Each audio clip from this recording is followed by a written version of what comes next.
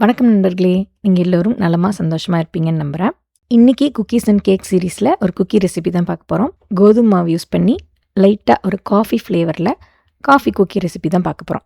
ஏற்கனவே இந்த சீரிஸ்ல ragi cookie, saffron cookie, அப்புறம் டேட்ஸ் வால்நட் கேக்கு, மேங்கோ கேக்கு இந்த ரெசிபீஸ்லாம் போட்டிருக்கேன். அத நீங்க மிஸ் பண்ணியிருந்தீங்கன்னா, அதோட லிங்க் நான் டிஸ்கிரிப்ஷன்ல குடுக்குறேன். அத பார்த்து தெரிஞ்சுக்கோங்க. சரி, இப்போ இந்த காஃபி குக்கி எப்படி செய்றதுன்னு பார்த்துடலாம்.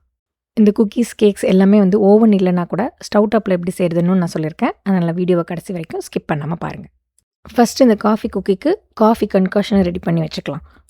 அதுக்கு 1/4 கப் அளவுக்கு பால் எடுத்துக்கோங்க. அதில நீங்க என்ன இன்ஸ்டன்ட் காஃபி பவுடர் யூஸ் பண்ணுறீங்களோ, அத 1 டேபிள் ஸ்பூன் சேர்த்துக்கோங்க. நீங்க யூஸ் பண்ற இன்ஸ்டன்ட் காஃபி பவுடர் கொஞ்சம் ஸ்ட்ராங்கா இருக்கும் அப்படின்னா, 1/2 டேபிள் ஸ்பூன் மட்டும் சேர்த்துக்கோங்க. ஸ்ட்ராங் காஃபி பவுடர் நெறைய சேர்த்தீங்கன்னா, குக்கி கசப்பாயிடும். அதனால அதுக்கேத்த மாதிரி காஃபி பவுடர் சேர்த்துக்கோங்க.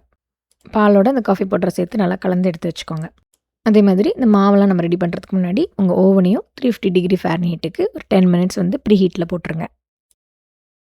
ஒருவேளை உங்கள்கிட்ட ஓவன் இல்லை, ஸ்டவ் டாப்பில் தான் பண்ண முடியும் அப்படின்னா, நீங்களும் ஒரு அகலமான கடாய் எடுத்துக்கோங்க. அதில் 1 கப் அளவுக்கு உப்பு கொட்டி இந்த மாதிரி நல்லா பரப்பி விட்டுருங்க. இதை மூடி வச்சு ஒரு 10 நிமிஷம் மீடியம் ஃப்ளேம்லேயே சூடு பண்ணிக்கோங்க. இதெல்லாம் ப்ரீ ஹீட் ஆகிட்டு இருக்கிறதுக்குள்ளே நம்ம மாவு ரெடி பண்ணிக்கலாம். அதுக்கு ஒரு மிக்சிங் பவுலில் 1/2 கப் அளவுக்கு பட்டர் எடுத்துக்கோங்க. பட்டர் ரூம் டெம்பரேச்சர்லேயே எடுத்துக்கோங்க. இது கொஞ்சம் க்யூபாக இருக்கிறதால நான் லேசாக பீட் பண்ணிக்கிறேன். அதுக்கப்புறம் இது கூட 1/2 கப் அளவுக்கு பவுட்ரு சுகர் சேர்த்துக்கோங்க.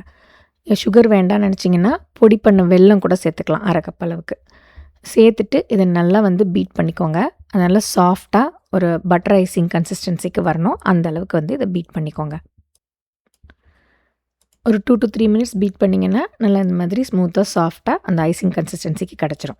இப்போ இதில் நம்ம மாவு சேர்க்கலாம். நீங்கள் தனியாக மாவு சலிச்சிட்டும் இதில் சேர்க்கலாம். இல்லை டைரெக்டாக இந்த மாதிரி ஒரு ஜல்லடை வச்சு அது மேலே மாவு கொட்டி அப்படியே சலிச்சும் சேர்த்துக்கலாம். இப்போ இதில் 1/4 கப் அளவுக்கு கோதுமை மாவு சேர்த்துக்கோங்க. நான் கோதுமை மாவு தான் யூஸ் பண்ணுறேன். நீங்கள் வேணும்னா மைதா இல்லைனா ஆல் பர்பஸ் ஃப்ளாரும் யூஸ் பண்ணிக்கலாம். அடுத்து 1 டீஸ்பூன் அளவுக்கு பேக்கிங் பவுடர், ஒரு 2 பிஞ்ச் அளவுக்கு உப்பு, இது எல்லாத்தையும் சேர்த்து அப்படியே சலிச்சிட்டு அந்த பட்டரோட சேர்த்துக்கோங்க.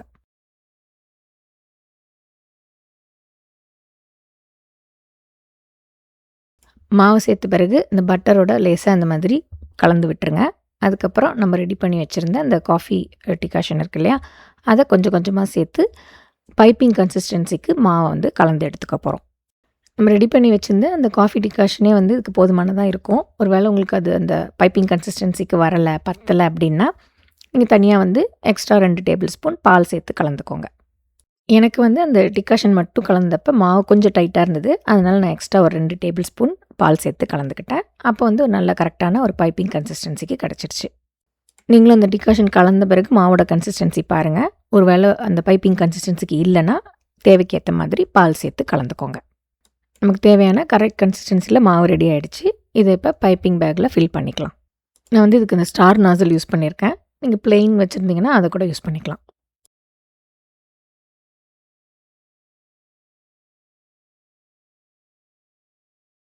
பேக்கில் ஒரு 3/4 அளவுக்கு மாவு ஃபில் பண்ணிவிட்டு நல்லா டைட்டாக சுற்றிக்கோங்க. இல்லைனா ரப்பர் பேண்ட் வச்சு நீங்கள் அதை டைப் பண்ணிக்கலாம். பைப்பிங் பேக்கில் மாவு ஃபில் பண்ணி ரெடி பண்ணியாச்சு. அடுத்தது இதை குக்கி ட்ரேயில் ஸ்குவீஸ் பண்ணி பேக் பண்ண வேண்டியது தான். குக்கி ட்ரேயில் இந்த மாதிரி பட்டர் பேப்பர் இல்லைனா ரியூசபிள் குக்கி ஷீட் இருந்துச்சுன்னா நீங்கள் அதை கூட யூஸ் பண்ணிக்கலாம். போட்டுட்டு குக்கீஸை இந்த மாதிரி லைனாக ஸ்குவீஸ் பண்ணிக்கோங்க.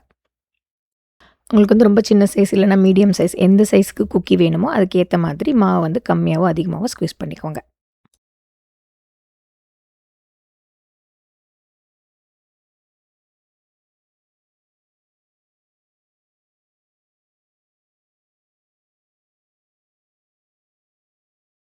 அவ்வளோதாங்க, நம்ம குக்கி ஷீட் பேக் பண்ண ரெடி ஆகிடுச்சு. இதிலே நீங்கள் விருப்பப்பட்டீங்கன்னா இந்த மாதிரி சாக்லேட் ஷேப் இல்லைனா நட்ஸ் வச்சு டெக்கரேட் பண்ணிட்டும் பேக் பண்ணிக்கலாம்.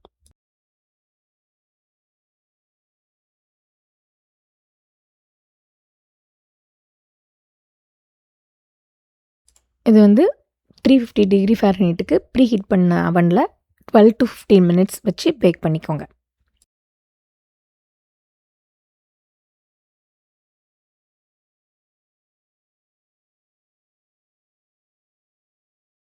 அடுத்தது ஸ்டவ் டாப்பில் பேக் பண்ணுறதுக்கும் ரெடி பண்ணிக்கலாம். இந்த மாதிரி பேக்கிங் ட்ரே இல்லைன்னா உங்கள் கடாய்க்குள்ளே ஃபிட் ஆகிற மாதிரி ஏதாவது பிளேட் எது வேணால் நீங்கள் எடுத்துக்கலாம். அதில் வந்து இந்த மாதிரி பட்டர் பேப்பர் போட்டுட்டு அது மேலே உங்கள் குக்கீ சைஸ்க்கு ஏற்ற மாதிரி ஸ்க்வீஸ் பண்ணிவிட்டு அப்படியே நம்ம பேக் பண்ண வைக்க வேண்டியது தான்.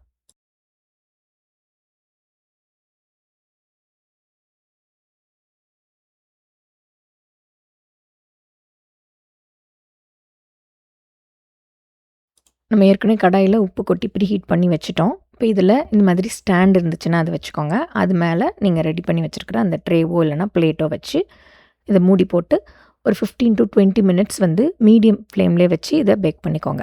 அது மாதிரி ஸ்டாண்ட் இல்லைன்னா நீங்கள் ஏதாவது தட்டோ இல்லைனா கிண்ண மாதிரி கவுத்து வச்சுட்டு அது மேலே வந்து நீங்கள் ஸ்குவீஸ் பண்ணி வச்சுருக்கிற பிளேட்டோ இல்லை ட்ரேவையோ வைங்க. டைரெக்டாக உப்புலே வச்சிங்கன்னா அவங்களுக்கு அடி பிடிக்கிறதுக்கு வாய்ப்பு இருக்குது. அதனால் அந்த மாதிரி ஏதாவது பவுலோ தட்டோ வச்சுட்டு அது மேலே வைங்க. கிட்டத்தட்ட இது ஒரு 15 மினிட்ஸ் ஆகிடுச்சு. நம்ம ஓவனில் வச்ச குக்கி ரெடி ஆகிடுச்சான்னு பார்த்துடலாம்.